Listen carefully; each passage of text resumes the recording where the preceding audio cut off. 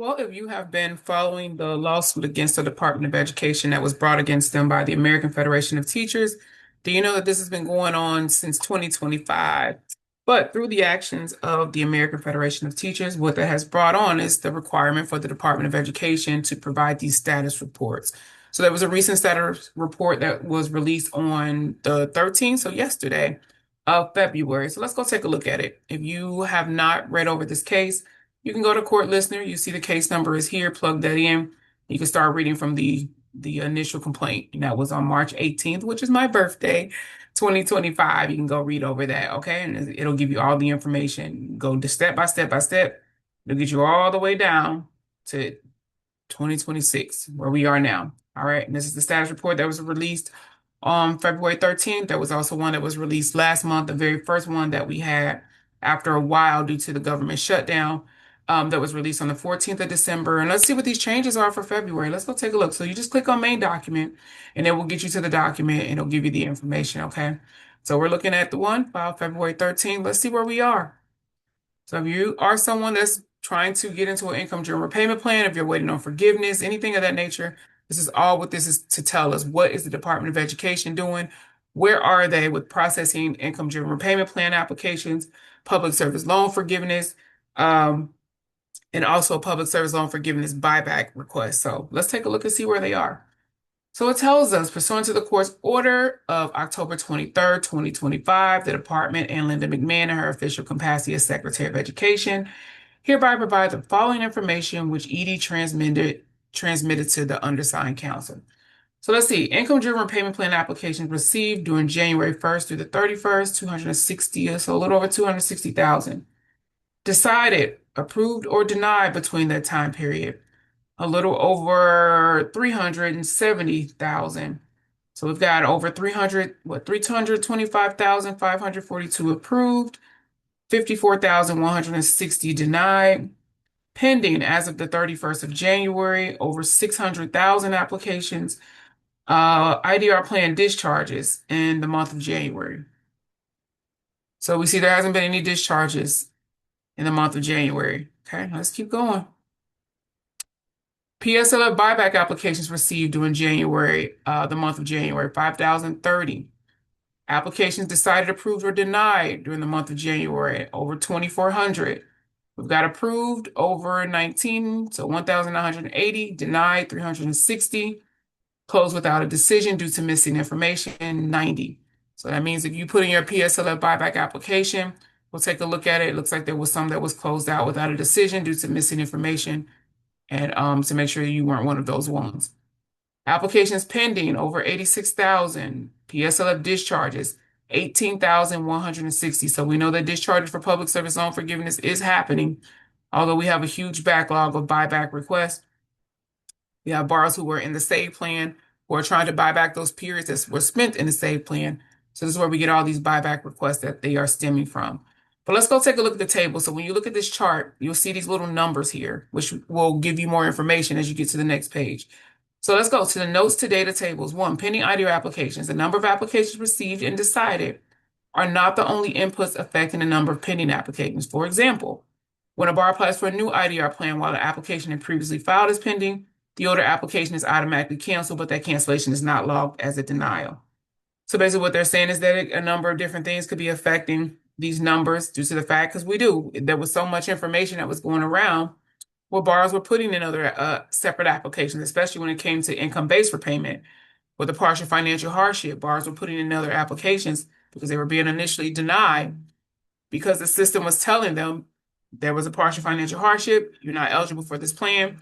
The passing of the One Big Beautiful Bill Act on the 4th of July removed that hardship. There were still some system errors that was happening, system issues, that even after the passing of the bill, borrowers who were applying for income-based repayment were still getting denied. So there's just been a lot of system issues and things of that nature that also warranted borrowers to put in new applications. So that's what they're stating, that there could be reasons because we have duplicate apps. Number two, so IDR discharges. As previously discussed, ED runs discharge eligibility checks through the National Student Loan Data System has upgraded. ED has upgraded the system to check all three IBR, original ICR, and pay plans. In January, the department identified 10,870 IBR borrowers, 10,729 original ICR, and 820 pay as eligible for discharges. These discharges, however, did not process in January. So if you look at the previous document that was filed, the status report that was filed back in January, they were basically stating that they need to update the system, the National Student Loan Data System, because at the time, the only plan that it was eligible to check for to see where borrowers were who were eligible for discharge was for those who were enrolled in income-based repayment. It did not check. Was not systematically checking on a time schedule for any other repayment plan. So borrowers who qualified for discharges, who were just sitting and waiting under these other repayment plans, were not getting their discharges due to this system. What they're saying is that it's been upgraded now, so it's able to check, but of course it doesn't show the data because none of those discharges processed in January. So I'm interested to see what it's going to look like February, what these numbers are going to look like. Buyback approvals. When a borrower files multiple PSL buyback requests and one of them is approved, the others are denied, not approved. When a borrower reaches 120 qualifying PSL payments while their PSL buyback request is pending, the request is denied, not approved. So what they're saying is that borrowers will put in multiple PSL buyback requests. One of them is approved, the other one is denied. This is where they're saying this could be where this number of 360 is coming in. It wasn't necessarily a borrower was denied. They may have had multiple applications. When a borrower reaches 120 qualifying payments while their PSL buyback request is pending, their request is denied. So when you put in that buyback request, they want you to be already at that 120 qualifying payments before you submit the request. So basically what they're saying here is that if you submitted your request and they got to your application, which, okay, and while that request was pending, if they got to the application and you're not at that 120 at that time, then the application is denied, is not approved, okay? Corrections, partial financial hardship. Defendants previously reported that 9,459 borrowers' IBR plan applications were denied on or after the 4th of July on the ground that the borrower lacked a partial financial hardship. Defendants rechecked their figures and revised that number to 10,397. Defendants believe that since October 1st, 2025, no IBR applications have been denied on partial financial hardship grounds, and the correction stems from accounting oversight. December 25 IDR denials. A loan servicer underreported IDR denials for December 25 by over 16,000. Therefore, 293,260 IDR applications were decided that month. Previously, 277,131 and 50,605 IDR applications were denied. Previously, 34,476. So we know that it was underreported on the denials for December of 2025 by over 16,000, which means that under 300,000 were decided that month, which was previously, but the 277 and 50,605 IDR applications were denied, previously 34, so a significant higher amount, okay?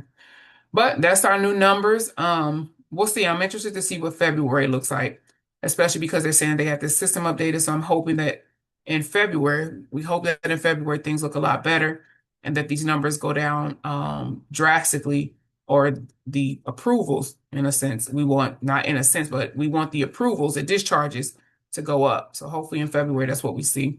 But we'll see. All right, that's one. But if you want to read the other, the one that was filed last month, you can always go back and look at that document. It's January the 14th. And this is where it was given some information. Then it goes into telling you all about the NSLDS system. This is where it says, as defendants explained in last month's status report, which would have been in December of 25, the National Student Loan Data System is currently programmed to check eligibility for discharges under income-based repayment plan, not any other IDR plan. This is where they say they're working on the programming for the IDR plans and anticipate that starting February 2026. NSLDS will check eligibility on a regular basis every other month, and they tell you more or less about those status report. All right. So we'll see what happens.